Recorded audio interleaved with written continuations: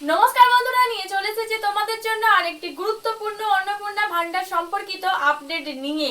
যারা এখনো পর্যন্ত টাকা পাওনি তাদের কি হতে চলেছে, বা আজ আমাদের মাননীয় মুখ্যমন্ত্রী শুভেন্দু অধিকারী মহাশয়ের কিন্তু নানা জায়গায় সভা ছিল, তো সেই সভার মাঝখানে আজকে একটি সভাতে অন্নপূর্ণা ভান্ডার নিয়ে আলোচনা করা হয়। সেই আলোচনা সভায় মুখ্যমন্ত্রী কি বলেন সেই সম্পূর্ণ আপডেটটি তুলে ধরবো আজকের এই ভিডিওতে, যেখান থেকে স্পষ্ট হয়ে যাবে এই অন্নপূর্ণা ভান্ডার সম্পর্কিত তোমাদের যে ডাউটসগুলো আছে সব ক্লিয়ার হয়ে যাবে। তাই স্কিপ না করে প্রথম থেকে শেষ পর্যন্ত ভিডিওটি দেখো এবং মুখ্যমন্ত্রী সভাতে কি বলেছে সেটা জেনে নাও। তো প্রথমে আমরা দেখে নিই যে সভাতে কি বলা হয়েছে। আমরা বলেছিলাম যাদের অর্থনৈতিক সহযোগিতার প্রশ্ন 25 থেকে 60 বছর বয়সী মহিলারা, যারা বা যাদের পরিবার স্থায়ী সরকারি চাকরি করেন না কেন্দ্র বা রাজ্য সরকারের, যাদের পরিবার বছরে 12 লক্ষ টাকার বেশি রোজগার, যাদের ইনকাম ট্যাক্স তো এখন 12 লক্ষ টাকার বেশি দিতে হয়,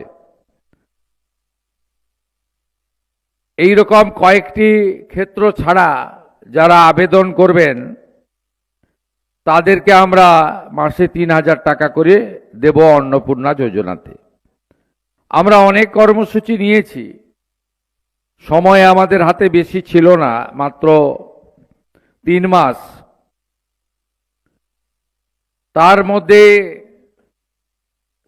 আমরা জুন মাসে 28 লক্ষ মহিলার অ্যাকাউন্টে দিতে পেরেছিলাম, জুলাই মাসে 1,19,00,000 মহিলার অ্যাকাউন্টে দিতে পেরেছিলাম। আমরা কেন ফর্ম তৈরি করেছিলাম আমরা তার কারণও জানিয়েছি। বিগত দিনে তৃণমূল কংগ্রেসের সরকার 500 টাকা করে দিয়েছে 21 থেকে 24 সাল। 24 সালে লোকসভা নির্বাচনের আগে সেটা বাড়িয়ে 1000 টাকা করে 1.5 বছর দিয়েছে, আর ভোটের আগে মাত্র 2 মাস 1,500 টাকা করে দিয়েছে। আমরা ওই তালিকায় দেখলাম পুরুষরাও লক্ষ্মীর ভান্ডার পাচ্ছে। আমরা ওই তালিকায় দেখলাম যারা ভারতীয় নয়, এসআইআর এ নাম কেটে গেছে, তাদেরকেও টাকা দেওয়া হচ্ছে, মৃত ব্যক্তিকেও টাকা দেওয়া হচ্ছে। সরকারি টাকা কেউ এভাবে নয় ছয় করতে পারি না। তাই বিজেপি সরকার অর্থনৈতিক শৃঙ্খলা মেনে আমরা একটি ফর্ম বিতরণ করেছিলাম। ফর্মে অনেকগুলি পাতা ছিল, কিন্তু কার্যত 2-3টি পাতার বেশি ফিল আপ করার কিছু ছিল না। কারণ এসআইআর, জাতিগত শংসাপত্র সহ বেশ কয়েকটা বিষয় ছিল যেগুলো ফিল আপ করার দরকার নেই। আমরা মোট 1,80,00,000 ফর্ম পেয়েছিলাম জুন এবং জুলাই মাসের 31 তারিখ পর্যন্ত। গতকাল সাংবাদিক সম্মেলন করে মাননীয় মন্ত্রী, রাষ্ট্রমন্ত্রী পূর্ণিমা চক্রবর্তী এবং সুমনা সরকার বিস্তারিত বলেছেন, আমি রিপিট করব না। উত্তর কলকাতায় 10ই জুলাই পর্যন্ত যে বাছাইয়ের কাজ হয়েছে তাতে উত্তর কলকাতায় জমা পড়া ফর্মের মধ্যে এই 7টি বিধানসভা কেন্দ্রে 76,817 জন দিদি এবং বোনের অ্যাকাউন্টে অর্থ প্রদান গতকাল থেকে শুরু হয়েছে। তাই আপনারা আজকে এখানে একটি অভিনন্দন সভা ডেকেছেন, আমি অভিনন্দন গ্রহণ করলাম। সাথে সাথে 20 তারিখ থেকে একটি পোর্টালও চালু করছে পশ্চিমবঙ্গ সরকার। সেই পোর্টালে যদি মনে করেন যে কোনো অনুপযুক্ত লোক এই অর্থ পেয়েছে, আপত্তিও দিতে পারেন। আর আবেদন করেছেন আপনি উপযুক্ত, কিন্তু আপনার অ্যাকাউন্টে 20 তারিখের মধ্যে অর্থ ঢোকেনি, তাহলে আপনি সেখানে আপনার আপত্তিও দিতে পারেন। আমরা সেটা নিষ্পত্তিও করতে থাকব, আমাদের দপ্তর করতে থাকবে। এই ৭৬,৮১৭ জন যারা ইতিমধ্যে উত্তর কলকাতায়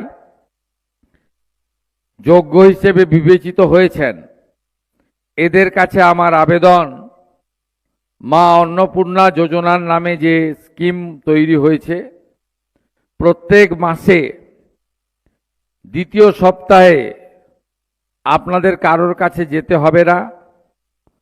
10 থেকে 15 তারিখের মধ্যে প্রত্যেক মাসে আপনাদের অ্যাকাউন্টে টাকা এসে যাবে এবং কোনো টেকনিক্যাল সমস্যা থাকলে আপনারা স্থানীয় মহিলা মোর্চার নেতৃত্বর সহযোগিতা নেবেন এবং উত্তর কলকাতার 60টি ওয়ার্ডে এই অন্নপূর্ণা যোজনা বাহিনী আপনারা নিজেদের মধ্যে একটা গ্রুপ তৈরি করে নেবেন সংগঠনের মতো, যাতে আগামী দিনে মহিলার অধিকার এবং মহিলাদের উপর কোনো রকমে অত্যাচার অবিচার হলে আপনারা মা বোনেদের পাশে দাঁড়াতে পারেন এবং টুকরে টুকরে গ্যাং যারা দেশের মধ্যে থেকে দেশকে দুর্বল করতে চায়, আমাদের স্বদেশ প্রেম জাতীয়তাবাদে আঘাত করতে চায়, তাদের বিরুদ্ধে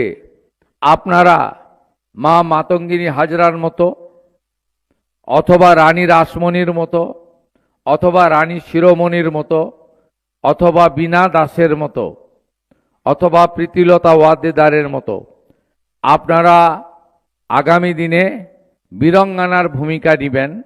দেশ ও মাতৃকাকে, রাষ্ট্রকে, ভারতীয় সংস্কৃতি, বাঙালি সংস্কৃতি এবং আমাদের যে ঐতিহ্য সেটা রক্ষা করার জন্য আপনারা পশ্চিমবঙ্গ সরকারের সহযোগিনী হিসেবে কাজ করবেন এবং চলতে চলতে আমরা নিশ্চিত এই রাজ্যের একজনও উপযুক্ত মা বোন দিদি আমাদের এই কর্মসূচি বা এই প্রতিশ্রুতি থেকে বঞ্চিত হবে না।